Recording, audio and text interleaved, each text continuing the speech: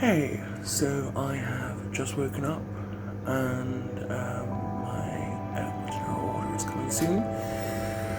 I'm about to make or brew some coffee and I think I'll go and wait for it because I am very excited.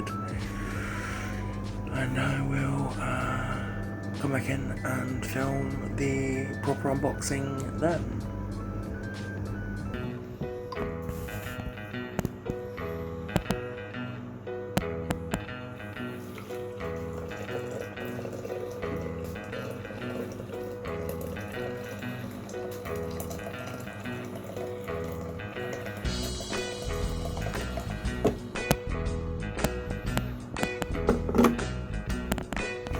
Well, she has just arrived.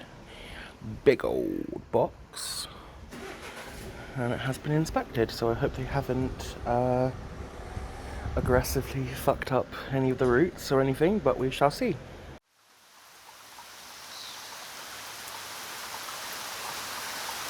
So, the box is inside, and let's get into it, shall we?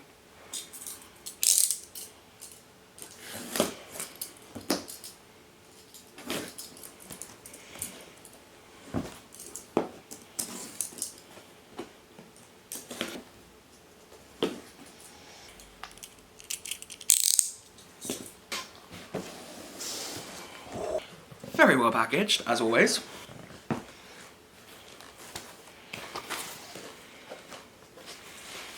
Oh. So this is the biggest order I've ever done with Ecuagenera, and I truly love importing plants.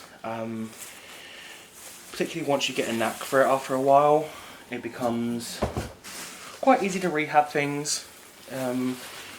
Some things obviously rehab better than others, and some of the plants in here are no exception. A couple of them are pretty notorious for not acclimating very well, or taking a long time, or being really difficult. So, wish me luck with those ones. I will point them out as and when we show them. Oh wow, oh wow, this is big. Okay, this is much bigger than I thought it would be. Okay, well we'll just start with her.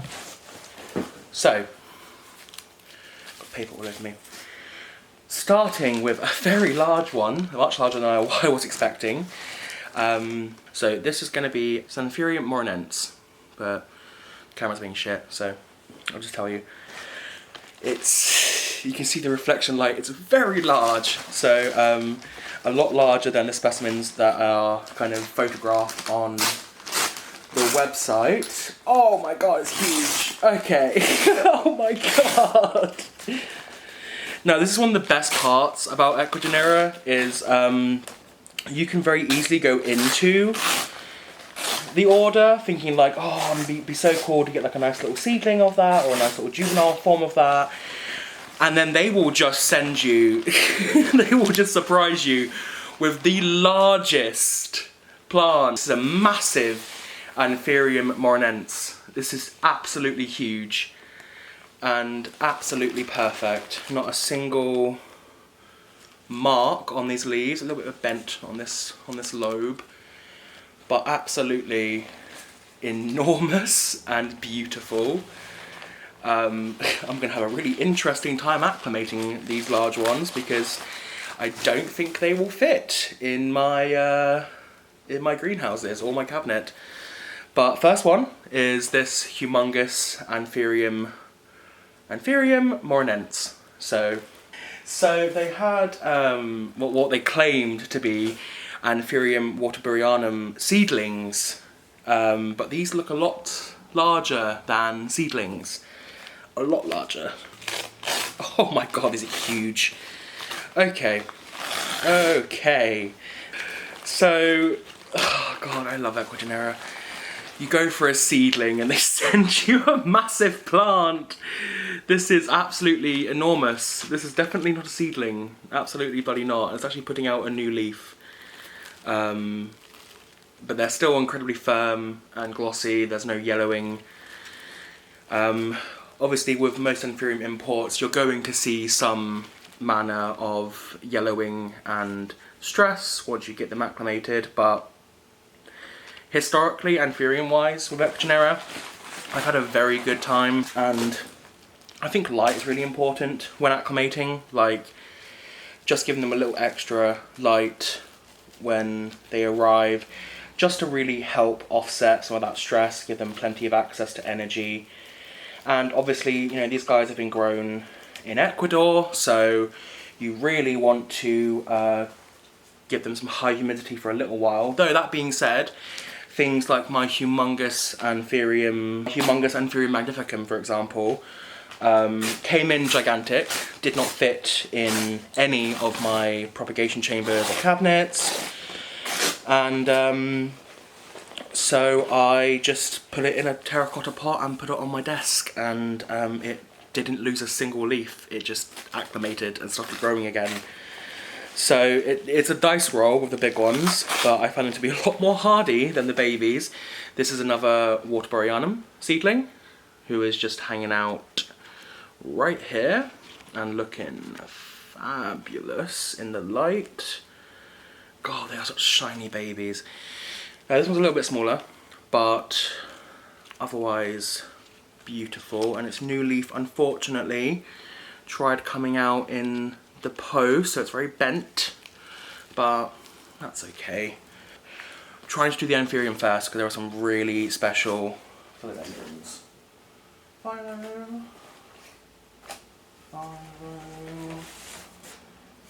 Okay. Yeah, let's do this one. So this is a really fun one that kind of took the European and UK plant market by storm just this year. One that kind of is reminiscent of another Anthurium, but is, you know, a bit easier and frankly I think actually a little bit cooler. That is, you know, there are going to be folks who disagree with me on that one, and that's fine. But if you like the Anthurium cuticurrens, I think you'll really like this one. So this is Anthurium erizomoides, and it is so stunning, so pretty, so weird, and so lobed. I'm really into lobes, and this is one of the really nice kind of scandent growing Anthuriums, so you'll see it kind of clamber up a tree more readily, more like a Philodendron than an Anthurium, which I think is really interesting. Same goes for the cuticurrens, but obviously the attribute we love most is those bullate leaves that are truly, just truly extraordinary. Does not get much prettier than that, does it? So, Anthurium erizomoides. Oh, the roots look amazing on this Anthurium. They're all fleshy and white. They started growing in the moss. Okay, last Anthurium. Crowd favourite, and I do already have this species, but I have a different form of this species. And it's one that acclimated really quickly for me and did really well. So, let's have a little look. You're a little bit wet, that's okay.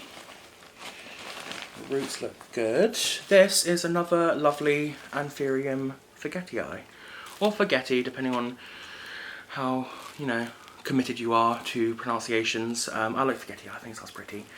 But just a small one. I've got the white veins, which has the really extraordinarily exacerbated veination, and this is more of a normal form. And then I guess the only other one I'm missing now is the small dark form. And fun fact, my plan is to start trying to hybridize these with Anthurium scandens, a really small Anthurium, because my absolute dream in this world is to try and get a micro or like a really small scandent growing forgetii, like something with forgetii characteristics. So that's in my plan for the future. This is going to be another one of the potential parents, and oh my god, look how good those roots look. There are some beefy roots just hanging out in there. But, oh, that's all the Anthuriums, at least. That's really, really cool. We love Anthuriums here. Right, now let's get into some really special stuff. Not that these aren't special and that I don't love them, but there are some very exciting things in here. We're on to the philodendrons. Oh, you are a big bitch. Oh, so pretty. You're so pretty. Okay. Okay, we have got a lot of paper around these leaves. So let's just get that paper off real quick. Oh my goodness. So this is Philodendron furcatum, or furcatum. And it is extraordinary. I am obsessed with foliage that is so like, it rippled and almost corrugated. It's so pretty. So pretty. Oh my goodness. This is one of the species that is kind of a bit more difficult to acclimate. So it will definitely be living in my 85 to 90% humidity cabinet, the neotropical cabinet, for a foreseeable future. But one of the fun things about them is their slightly furry petioles, which we love to see. We love to see a slightly furry petiole, which will be a recurring theme in just a moment. So, this now actually has a different name to what it did, and I literally saw it yesterday, so I will just post it on the screen when I say the incorrect one. And technically it's still incorrect by the standards of the sale title as well. Oh, you're so pretty, but you are gonna... Oh my god, the backs! Okay, so.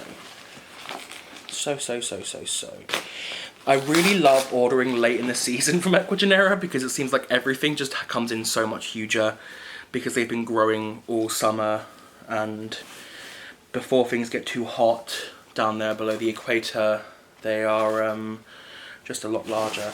Now she has got some stress, but that's okay. So this is listed under the very interesting title of Philodendron verrucosum 5, also referred to and known as the El Choco Red. If I can show the backs. They are the really beautiful philodendrons with the humongously hued abaxial. Now I believe they're now called Philodendron rubra juvenensis or something, or rubra juvenalis, I'm not sure. Something to do with red in juvenile form, which is an interesting name choice. But she did come in a little bit wet, and this cataphyll has definitely rotted. Sorry, no, that's just the sheath, not the cataphyll. Cataphyll is absolutely fine, actually. And it's, you can see, it is bleachingly beautiful red, but the sheath has definitely kind of gone. So let's pop her down. God, I've got so many philodendrons, so many aeroids in front of me. In front of me, I've got so many aeroids in front of me, in front of me. Hope you enjoyed the musical stylings of plant-obsessed queer boy. Yes, huge love for the El Choco, or the rubra juvenile. I'll put the name, you'll see it.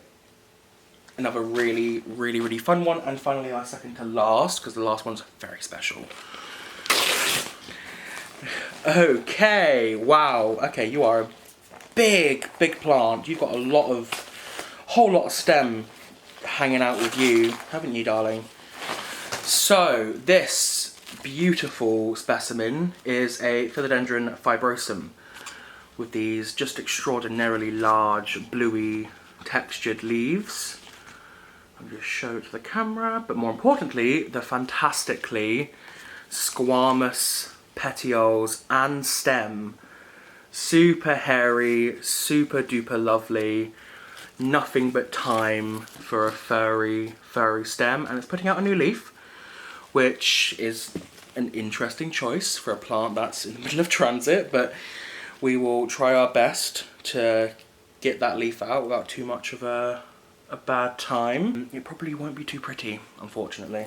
Now, the pièce de résistance. We have come to the end of our journey, and we have one last plant to show. One that literally was the reason for this order. And that plant, keeping in theme with the squamous petioles, is kind of the royalty of furry phylos. And if you don't already know what it is from that, oh, I've just seen it. Okay. This is Philodendron serpens. Now we start with these beautiful, tough, corrugated leaves, but then the real party is right here. Check out those petioles. Oh my god. It's like touching, it's so soft. It's so soft, and I absolutely, oh god, they're so pretty. So this has been a wish list for a long time, and oh my god, it's just so beautiful. It's so beautiful. But yeah, that's the finishing babe, is the serpens. The whole reason I started this order was for the serpens, and then I kind of went a bit mental with it. She is definitely one of the ones that are notorious for kind of having a bad time acclimating. But these are some big, strong leaves. I think some time in some high humidity, and a bit of love and TLC, and she'll be a winner, I think. But place your bets now, folks. So we have successfully unboxed everything from here. This was an incredible order, the biggest I've ever done, and definitely the most expensive, but has truly got some of the most incredible species that I've ever seen, and I could not be happier. My Anthurium collection has just been bumped severely. My hairy Philodendron game has been bumped severely.